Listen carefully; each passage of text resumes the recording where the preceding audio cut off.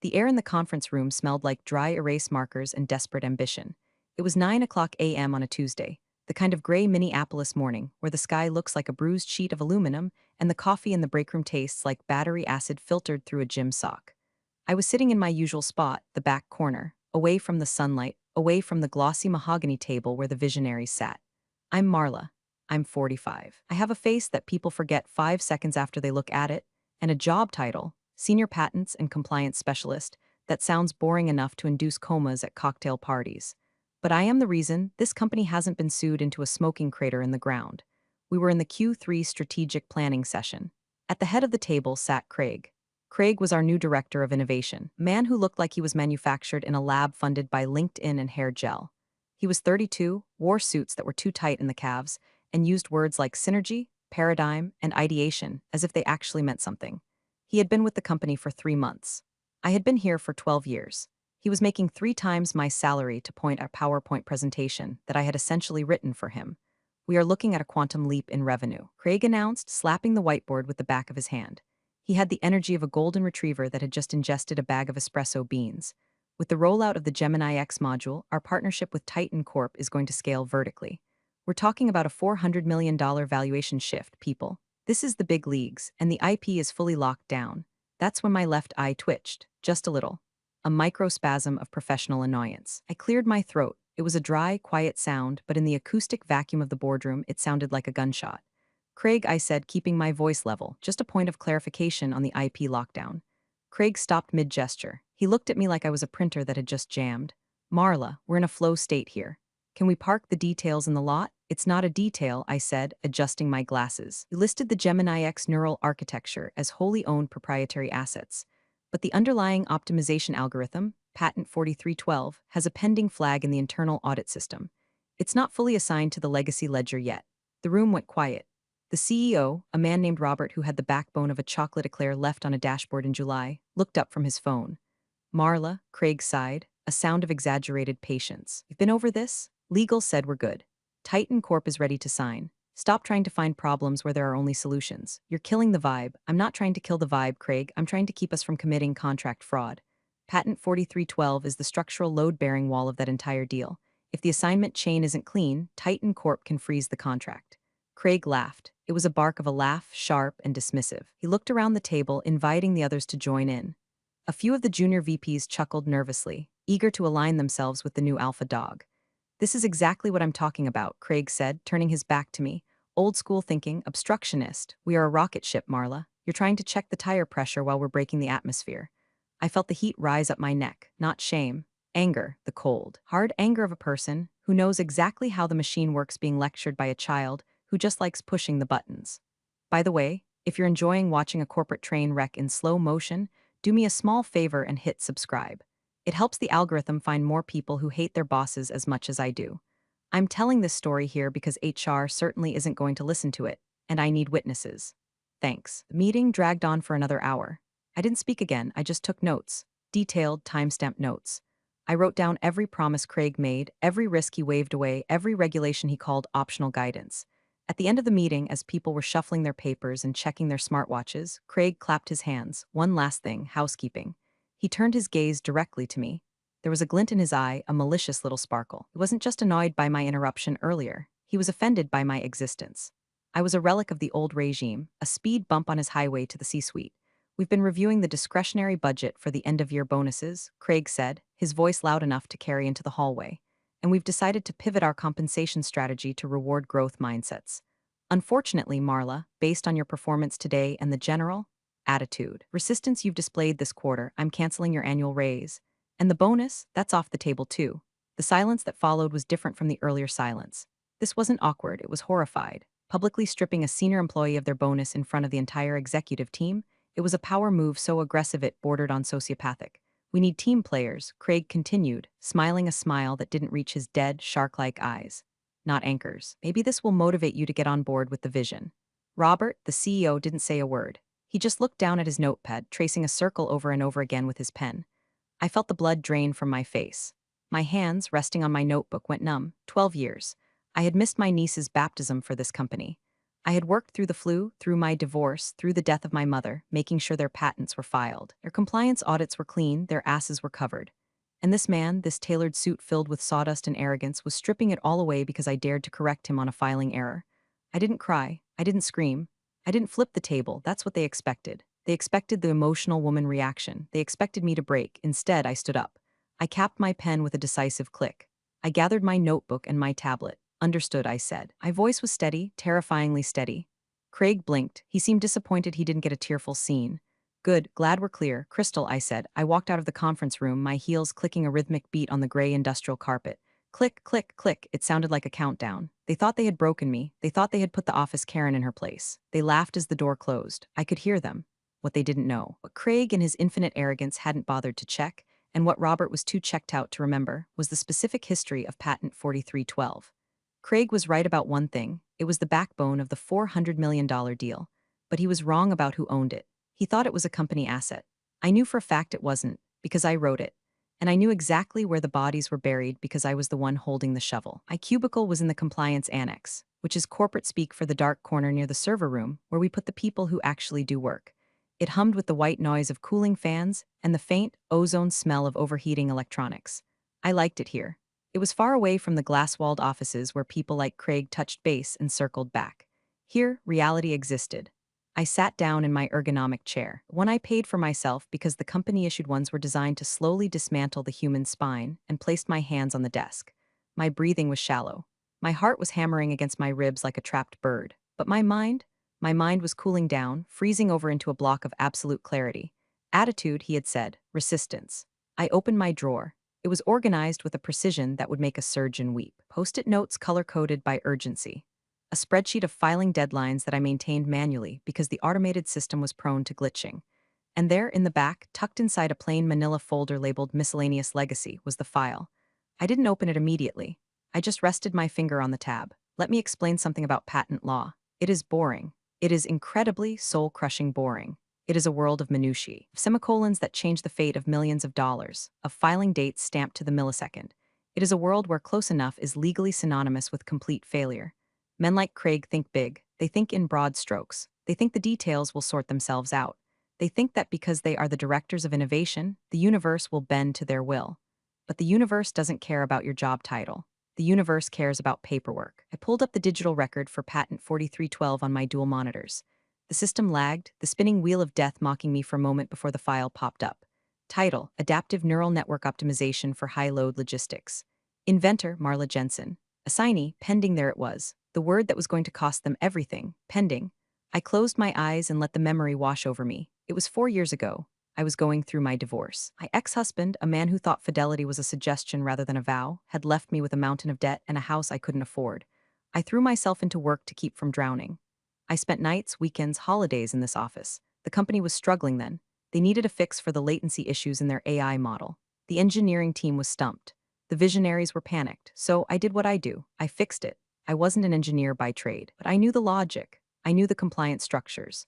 I wrote the algorithm myself at 3 a.m. on a Saturday, fueled by stale vending machine coffee and the kind of insomnia that comes from staring at an empty side of the bed. I filed the provisional patent application myself. I listed myself as the inventor because, technically, I was.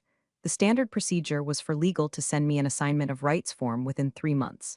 I would sign it, transferring ownership to the company in exchange for, well, usually nothing. Maybe a generic thank you card and a $50 gift card to Applebee's. But 4 years ago, the legal department was in chaos. The old general counsel had been fired for embezzlement. Files were lost. Emails were deleted. The assignment of rights form for Patent 4312 never came. I remembered waiting for it. I remembered checking my inbox every day for 2 weeks. And then I remembered the day I stopped checking. I remembered thinking it's their job to secure their assets. I'm just the compliance lady. If they had treated me well, if they had given me the respect, the pay, the acknowledgement I deserved, I would have walked into Robert's office years ago and said, "Hey, we missed a signature here." I would have fixed it because that's what I did. I fixed things. But today, Craig had stood in front of the entire leadership team and told me I wasn't a team player. He had taken food off my table. He had mocked my dedication. I looked at the screen. The patent had been granted 2 years ago, but without that assignment form, the rights remained with the inventor. Me. I owned the algorithm. I owned the code that ran the Gemini X module. I owned the engine of the rocket ship Craig was so proud of piloting. I felt a smile tug at the corners of my mouth. It wasn't a nice smile. It was the smile of a wolf realizing the sheep have forgotten to lock the gate. I reached for my phone. I didn't call a lawyer, not yet. First, I needed to lock the door from the outside. I opened a new email draft. Subject, clarification of IP status. But I didn't send it to Craig. I didn't send it to Robert. I typed in the email address of a woman named Sarah. Sarah was the chief compliance officer at Titan Corp, our $400 million partner. We had met at a few dull conferences over the years. We had bonded over our shared hatred of buzzwords and our love for perfectly organized spreadsheets. I typed slowly, my fingers dancing over the keys. Hi, Sarah. Just doing some routine housekeeping on our end before the big merger. You confirm what documentation you have on file regarding the chain of title for the 4312 patent family? Our new director seems to think everything is automated, but you know how I worry about the details. Best, Marla. It was innocent. It was helpful. It was the kind of email a diligent, boring compliance specialist sends, but to a woman like Sarah, it was a fire alarm. It was a subtle, coded message that said, check your records. Something is wrong. Hit send? Then I minimized the window, opened my spreadsheet of daily tasks, and went back to work. I had audits to file. I had compliance checks to run. I was going to be the perfect employee. I was going to be exactly what Craig wanted, quiet, invisible, and efficient. While I worked, I imagined the email traveling through the fiber optic cables, bouncing off satellites, landing in a server in Chicago. I imagined the invisible thread tightening around Craig's neck. He wanted a paradigm shift? I was about to give him one. At noon, while the rest of the office filtered out to grab overpriced salads or hit the gym to burn off their corporate angst, I stayed at my desk. I unwrapped a turkey sandwich I'd brought from home, dry bread, efficient protein, and dialed a number I hadn't called in 6 months. U.S. Patent and Trademark Office, this is Arthur, a gravelly voice answered. Arthur was 70 years old, retired patent examiner who now worked as a consultant for people who could afford his hourly rate. Or, in my case, for people who brought him homemade scotcheroos every Christmas for a decade. He was the oracle of IP law. He knew the code better than the people who wrote it. Arthur, it's Marla. Marla, to what do I owe the pleasure? Finally quitting that circus to come work for the firm? Not yet, Arthur. I have a hypothetical for you. I love hypotheticals. It usually means someone screwed up. Let's say an employee creates a patentable asset during non-work hours, on their own dime, and files it personally. Let's say the company lists the asset in a commercial contract, but never executes a formal assignment of rights. And let's say the employee contract at the time had a sunset clause on IP claims that expired 2 years ago due to a merger restructuring. There was a silence on the line. I could hear Arthur taking a drag of a cigarette. He was one of the few people left who smoked indoors, probable fines be damned. The 2018 merger? Arthur asked. The one where they dissolved the LLC and reformed as a C Corp. That's the one. Marla, he wheezed, a sound that was half laugh, half cough. If they didn't get that assignment signed before the entity dissolution, that IP doesn't belong to the new C Corp. It belongs to the phantom of the old LLC. And since the LLC is dead, it defaults to the creator. Is it watertight? I asked, staring at a stain on my cubicle wall. Watertight? It's a bank vault, kid. Without that signature, they are selling a car they don't have the title to. If they try to execute a deal based on that IP, it's fraud, straight up. Why do you ask? Just checking the tire pressure, I said, using Craig's words.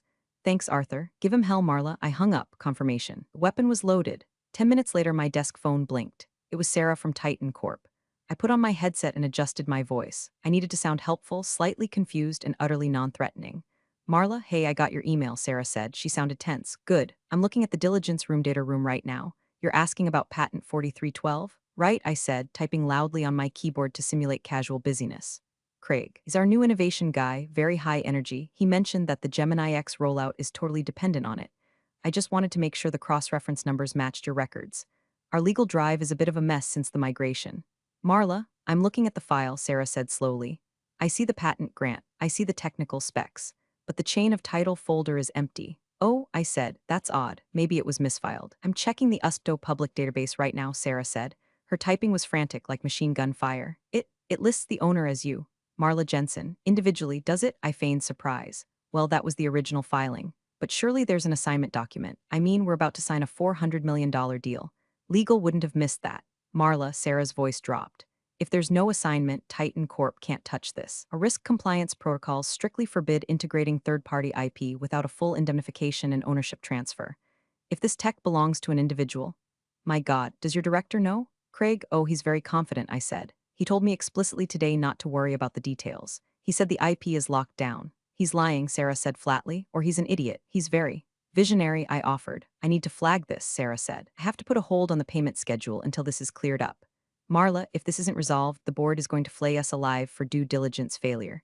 I understand, Sarah. You have to do your job, just like I have to do mine. I'm sending a formal request for information to your general counsel, and I'm copying your CEO. Sounds like the right move.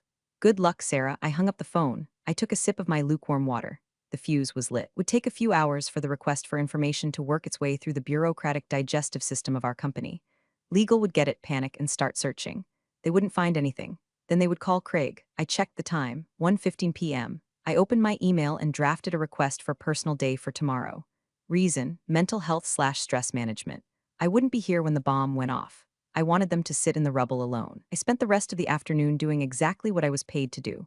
I organized files. I updated compliance logs. I was a ghost haunting a machine I had already sabotaged. Around 3 o'clock p.m., I saw Craig strutting past my aisle. He was laughing into his headset, probably talking to a recruiter about how awesome he was. He didn't even look at me. To him, I was furniture. I was a copier that occasionally jammed. He had no idea that the furniture had just canceled his golden parachute. I packed my bag at 5 o'clock p.m. sharp. I took my personal notebook. I took my favorite pen. I left the company laptop on the desk. Good night, Marla, the security guard, Dave said as I swiped my badge at the exit. Good night, Dave, I said, smiling. I think it's going to be a quiet night. Hope so, he said. It wouldn't be. By tomorrow morning, this building would be a war zone, and I would be sitting at home in my pajamas watching the fire from a safe distance. I woke up at 7 o'clock a.m. naturally without an alarm. The sun was actually shining for once, filtering through the blinds of my condo. It was quiet. No buzzing fluorescent lights. No chatter about quarterly deliverables. I made coffee, good coffee, French press, not the sludge from the break room urn. I sat on my balcony wrapped in a blanket, watching the city wake up. My phone was on the kitchen counter, face down. I had put it on Do Not Disturb for everyone except my immediate family. But I could feel it vibrating. Not a constant buzz, but the rhythmic, desperate pulse of a device receiving too many notifications at once. BZZT, BZZT, BZZT, BZZT, BZZZZZZT. I took a sip of coffee. Dark roast, hints of cherry and chocolate, delicious. Back at the office right about now. 8:30 a.m. stand-up huddle would be starting. Craig loved stand-ups. He made everyone stand in a circle and catch a foam football while stating their power goal for the day. It was infantizing and humiliating. I imagined the scene. Craig throwing the ball. My power goal is to finalize the Titan Corp signature. Thwack. He catches the ball. He grins. He looks around for applause. And then, the interruption. I walked into the kitchen and flipped my phone over. The screen was a wall of notifications. 5 missed calls from Robert, CEO. 3 missed calls from HR. 12 emails marked urgent/high priority. Text from Janice in accounting. Girl, what is happening? Legal is running around like their hair is on fire. Text from Dave, security. Mr. Craig is yelling at the printer. Just thought you should know, I smiled. The request for information from Sarah must have hit the general counsel's inbox late last night or early this morning. I opened the first email from Robert. Subject, urgent, IP documentation 4312 Marla. We have a query from Titan Corp regarding the assignment of the Gemini module patent. They claim the file is incomplete. I need you to pull the physical file and bring it to my office immediately. This is top priority. Robert. Sent at 8:15 a.m. I scrolled up. Subject, where are you? Marla, you're not at your desk. I don't care about your personal day. We have a crisis. Get in here, now. Sent at 8:45 a.m. and then a text from Craig. Just one. Call me, no please, no explanation, just a command. I put the phone back down. I wasn't going to call, not yet. I imagined the frantic search. The paralegals tearing through the filing cabinets. IT guys searching the server logs. They would find the patent filing. They would find my name. And then they would look for the transfer document. They would look in the digital archive, file not found. They would look in the physical Iron Mountain boxes, file not found. They would check the old merger documents, clause invalid. By 10 o'clock a.m., the realization would be setting in. It wouldn't be panic yet, it would be confusion. Surely it's just misplaced, they would say. Surely we didn't build a $400 million strategy on code we don't own. I decided to do some gardening. I have a small collection of succulents. They require very little attention, but when they thrive, they are beautiful. Kind of like the patent law they were currently ignoring. I watered them carefully. At 11:30 a.m., my phone rang again. This time, it wasn't the office line. It was a courier service. Hello? Miss Jensen, speaking. I have a priority package for you from Titan Corp Legal. Requires a signature. Are you at your listed home address? I am. Be there in 10. Sarah was fast. She wasn't just flagging the risk, she was locking the gate. When the courier arrived, he handed me a thick envelope. I signed for it. I opened it on my kitchen island. It wasn't a lawsuit. It was a notice of contractual suspension. Dear Miss Jensen, pursuant to our due diligence audit regarding the pending partnership between Titan Corp and your company, We have identified you as the sole legal owner of patent hash 4312. As we have no record of a licensing agreement between yourself and your company, we are hereby notifying you that all integration of the Gemini X module involving your intellectual property has been halted effective immediately. You're prepared to open a direct dialogue regarding licensing should you wish to negotiate independently of your company. Sincerely, Titan Corp Legal Department. I laughed, a genuine belly laugh. They had bypassed the company entirely. Titan Corp knew a sinking ship when they saw one. They were reaching out to the captain of the lifeboat. My phone buzzed again, a voicemail from Robert. I decided to listen to this one. Marla. His voice was tight, high-pitched. Marla. Pick up the phone. Titan Corp just froze the accounts. They sent a formal cease and desist to us claiming you own the tech. What the hell is going on? Craig is saying you sabotaged the database. I need you here to explain this. Now, sabotage, of course, Craig would call it that. He couldn't conceive of a world where his failure was his own fault. I poured myself another cup of coffee. I sat down at my personal laptop, my customized, secure, non-company machine. I drafted a reply to Sarah at Titan Corp. Received. I am open to a conversation. But first, I need to resolve some internal matters with my current employer. Please keep the freeze in place until further notice. Then I finally replied to Robert, a text message. Short, precise. I am on a scheduled personal day. I will be in tomorrow at 9 a.m. If you would like to discuss the acquisition of my personal intellectual property, please have a meeting room prepared. And I suggest you have legal counsel present. You're going to need them. I hit send. The turn of the key was complete. The door was locked, and I was the only one with the way out. When I walked into the lobby the next morning, the silence was heavy enough to bruise. Usually there's a hum, phones ringing, people chatting about sports, the clatter of the espresso machine. Today, it was like walking into a wake. The receptionist, sweet girl named Kelly who usually wore bright scarves, looked pale. She saw me walk in and immediately picked up her phone, whispering something urgent. I swiped my badge, beep, still active, good. They weren't stupid enough to lock me out, not yet. I took the elevator to the fourth floor, the executive suite. As the doors opened, I saw them. A cluster of people in suits standing in the hallway, looking at tablets and shouting in hushed, aggressive whispers.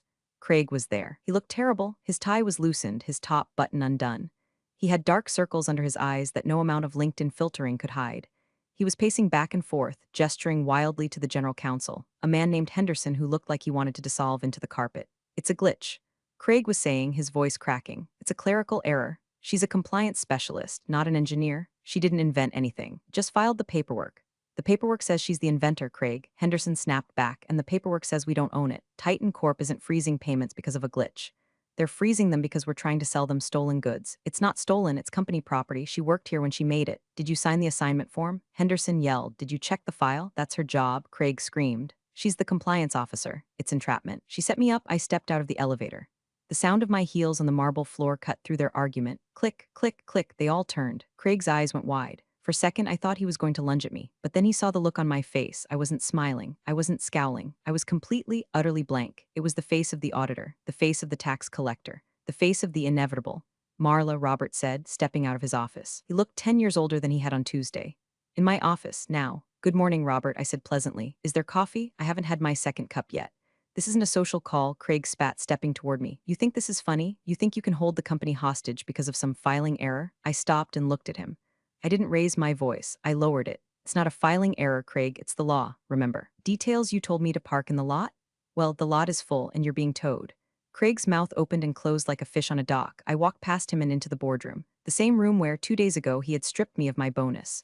Robert followed me in. Henderson followed. Craig scrambled in last, looking like a cornered rat. We sat down. The dynamic had shifted physically. I sat at the head of the table. I didn't ask permission. I just took the seat. Robert hesitated, then sat to my right. Craig sat opposite me, vibrating with rage and fear. Titan Corp has frozen the $40 million initial tranche, Robert said, his voice shaking. They are threatening to pull the contract entirely and sue for breach of good faith. Our stock is down 12% in pre-market trading. Marla, tell us how to fix this. Fix it? I asked. I tried to fix it on Tuesday. I told you the assignment chain wasn't clean. You told me I had a bad attitude. We're past that, Henderson interrupted. Marla, let's be reasonable. We know you filed the patent, but you did it while employed by the company. Implied ownership statutes. Don't quote statutes at me, Henderson. I cut him off. I know the law better than you do. That's why you pay me, or used to pay me, to handle compliance. The work was done outside of business hours. The filing was done personally. The company had 90 days to execute the assignment of rights. You didn't. The company then dissolved and reformed. The rights didn't transfer because they weren't listed in the assets of the LLC. They defaulted to the inventor.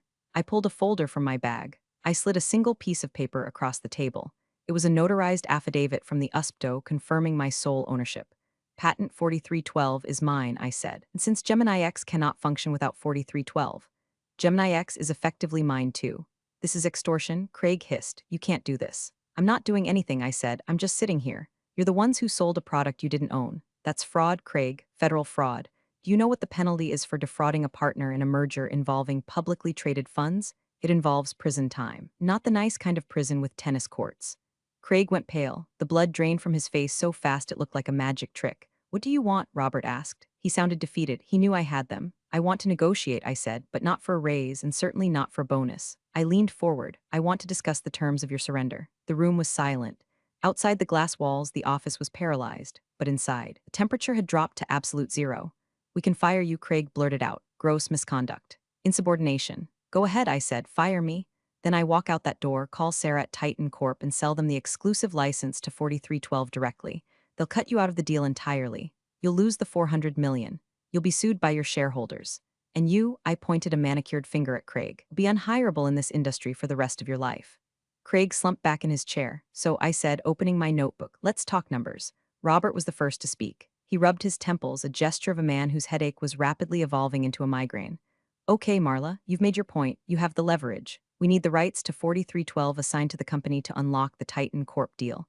What is the price? It's not a flat fee. I said calmly, we're discussing a licensing agreement. Licensing? Henderson, the general counsel, squeaked. Marla, we need a full buyout. Titan Corp wants clear title. Titan Corp wants the tech to work legally, I corrected. They don't care if you own it or license it, as long as the chain is valid. I am willing to grant an exclusive, perpetual license to the company for the use of patent 4312 in the Gemini X module, but I retain the underlying IP. That's highly irregular for an employee, Henderson muttered. So is publicly canceling a senior specialist's bonus because she pointed out a legal risk, I countered. But here we are. I looked at my notes. Here are the terms. First, a retroactive royalty fee for the use of my IP over the last 2 years. Based on the revenue generated by the beta modules, that comes to, let's call it $200,000. Craig choked on air. 200 grand? You're out of your mind. That's the friends and family discount, I said. If I take it to market, the valuation is higher. Second, a go-forward royalty of 2% on all gross revenue generated by the Gemini X line. 2% of gross, Robert stood up. Marla, that's millions of dollars over the life of the contract. We can't give an employee points on the package. Then don't, I said, closing my notebook. I'm happy to sell it to Titan Corp. They offered me a very generous consulting package this morning. I made to stand up. Sit down, Robert yelled. Then softer, please, sit down, I sat. Third, I continued as if nothing had happened. I want a formal written apology, signed by both of you, acknowledging that the delay in the deal was due to executive oversight and failure to heed compliance warnings. This will be filed with HR and sent to the board of directors. I'm not signing that, Craig said, his face turning red again. That's an admission of incompetence. Yes, I said, it is. I won't do it. It'll kill my career. Your career is already on life support, Craig. I'm just deciding whether or not to pull the plug. I turned to Robert. If he doesn't sign, no deal. The IP stays with me. The Titan deal dies. You explain to the shareholders why you lost $400 million to save the ego of a man who has been here for 90 days. Robert looked at Craig. The look wasn't friendly. It was the look of a man doing the math and realizing one variable was expendable. He'll sign, Robert said. Robert? Craig gasped. Shut up, Craig, Robert said. You caused this. You fix it. You sign the paper. And finally, I said, getting to the part I enjoyed the most. I want my title changed. I am no longer a senior specialist. I want to be named external consultant regarding IP strategy. I will work remotely. I will set my own hours. And I will report directly to the board, not to the director of innovation. You want to be a consultant? Henderson asked. While still employed, no, I said. I'm resigning. Today. The license agreement will be between the company and my new LLC, Jensen IP Solutions. It will be my first client. The retainer will be equal to my current salary, plus the royalties. The room was silent again. They were processing it. I was quitting, but they couldn't get rid of me. I was firing them as bosses and rehiring them as customers. If we agree to this, Henderson said slowly, you sign the license immediately? We can send it to Titan Corp by noon? The moment the wire transfer for the back pay hits my account and the apology is signed, I said, yes. Robert slumped in his chair. He looked at the whiteboard where Craig's growth strategy was still drawn in red marker. It looked childish now. Do it, Robert whispered. Draw up the papers, Henderson, but Robert, Craig started. I said do it. Robert slammed his hand on the table. And Craig, get out of my sight. Craig stood up. He looked at me. There was hatred in his eyes, but underneath it there was fear. He knew he had lost. He picked up his notepad and walked out of the room. He didn't strut this time, he shuffled. I stayed seated. I'll wait here while you draft the agreement, I said to Henderson, and make sure you use the standard template. I'd hate to have to correct your work again. Henderson nodded, looking like he wanted to vomit. I poured myself a glass of water from the pitcher on the table. It was cool and refreshing. They begged, they folded, and I hadn't even raised my voice. It took legal 3 hours to draft the contracts. I spent that time in the break room, eating a bagel and watching the news on my phone. People walked by, glancing at me with wide eyes. The rumor mill was churning. Marla sued the company. Marla is the new CEO. Marla is actually a spy for Titan Corp. The truth was more boring and more lucrative. When Henderson brought the papers back, they were thick. 30 pages of legalese designed to cover their asses while admitting defeat. I read every single word. I sat in the conference room, pen in hand, correcting typos. This indemnification clause is too broad, I said, scratching out a paragraph. Limit it to the scope of the 4312 patent family. Henderson sighed and made a note. But the most important part, the part they glossed over because they were so focused on the money, was Clause 14, Section B, right of technical integrity. It sounded harmless, just standard boilerplate about maintaining the quality of the licensed product. But I had worded it very carefully. The licensor, me, retains the right to audit the implementation of the licensed technology, Patent 4312, to ensure it operates within the specified parameters. Any modification, alteration, or optimization of the underlying algorithm by the licensee, the company, requires written approval from the licensor to prevent degradation of the asset. In plain English, it meant they couldn't touch my code. Craig's entire plan for scaling the Gemini X module involved tweaking the algorithm to run faster on cheaper hardware. It was a stupid idea that would destabilize the whole system, but it would save them money in the short term. It was classic innovation director thinking: break the product to fix the margin. With Clause 14b, he couldn't do it. If he tried to tweak the code, I could pull the license for breach of technical integrity. I was effectively locking the hood of the car. They could drive it, but they couldn't mess with the engine. Is this clause standard? Robert asked, squinting at the page. It's standard for high-value AI licensing, I lied smoothly. Titan Corp will expect it. They don't want you breaking the engine and blaming the vendor. Fine, Robert said. Just sign it. I signed. Marla Jensen, President, Jensen IP Solutions. Good on paper. Then I slid the apology letter across the table. Sign, I said. Robert signed it quickly like he was signing a speeding ticket. Craig is in his office, Robert said. You want me to bring him in? No, I said. I'll go to him. I took the paper and walked down the hall to Craig's office. The door was closed. I didn't knock. I opened it. Craig was on the phone, his back to the door. No, bro, it's just a minor hiccup. We're still crushing it. Yeah. I'm handling it. He spun around when he heard the door. He hung up the phone. Sign this, I said, dropping the paper on his desk. He looked at it. I, Craig Miller, acknowledge that the failure to secure IP rights. I can't believe you're doing this, he said, his voice shaking. You're ruining the team dynamic. There's no team, Craig. There's just the people who do the work and the people who take credit for it. Today, the bill came due. He picked up a pen. His hand was trembling. He signed it. It was a messy scrawl. Thank you, I said, taking the paper back. Are you happy? He asked. You got your money. You got your win. Are you happy? I looked at him. I thought about the years of missed holidays. I thought about the growth mindset lectures. I thought about the yoga retreat his wife was probably booking right now with his non-existent bonus. I'm not happy, Craig, I said. I'm compliant. And right now, that feels like the same thing. I walked out. I stopped by payroll on the way out. My wire transfer? Processed, Janice whispered, giving me a thumbs up. Hit your account 2 minutes ago, thanks, Janice. I walked back to my desk. I picked up my bag. I picked up my succulent. I left the company laptop. I left the ID badge on the keyboard. I walked to the elevator. The doors opened. I stepped inside. As the doors closed, I saw the office one last time. The gray carpet, the buzzing lights. A cage where I had spent 12 years. I wasn't a prisoner anymore. I was the warden. The air outside the building tasted different. It was still Minneapolis air, cold, crisp, smelling faintly of exhaust, but it felt lighter. I walked to my car, a sensible sedan that was fully paid off, and sat in the driver's seat for a long time. I checked my bank account on my phone. The number was long, comically long. The back pay, plus the first royalty advance, was more money than I had made in the last 5 years combined. I drove home. I didn't blast music. I didn't scream. I listened to a podcast about architectural history. It was soothing. The next few weeks were a blur of quiet victory. I set up Jensen IP Solutions in my spare bedroom. It took me about an hour. I bought a new chair, a really expensive one. I bought a coffee machine that cost more than my first car. The gossip from the office reached me through Janice and Dave. Craig is on a rampage. Janice texted me 3 days later. He tried to push a code update to the Gemini module. IT told him they needed your written permission. He literally threw a stapler. I smiled. Clause 14b in action. Robert is making him undergo leadership retraining, another text said, which basically means he has to sit in HR seminars all day. He looks like a deflated balloon. And then the Titan Corp news broke. Titan Corp announced the official launch of the Gemini X partnership. In the press release, there was a quote from Sarah, the compliance chief. "We are thrilled to partner with company name and to leverage the robust, independently verified architecture provided by Jensen IP Solutions. Security and integrity are our top priorities." She had name-dropped me. She had publicly validated that I was the guarantee of quality, not the company. My phone started ringing, not from Robert, from other firms, headhunters, legal departments at other tech giants. They saw the press release. They looked up the patent. They realized that there was a freelance compliance wizard who had brought a $400 million deal to its knees and walked away with the keys. "We need someone to audit our IP portfolio," one VP from a biotech firm told me. "We don't want a Marla incident on our hands." "I'm quite expensive," I told him. "We expect you to be," he replied. I took the job. I was working less, earning triple, and I never had to sit in a synergy huddle again. But the best part wasn't the money. It was the email I received from Craig about a month after I left. Subject: Request for variance Marla. You need to adjust the latency parameters on the 4312 algorithm to accommodate the new server load. Please sign the attached waiver to allow us to modify the code. Craig, he had to ask. He had to beg permission to do his job. I waited 24 hours to reply. "Dear Craig, I have reviewed your request.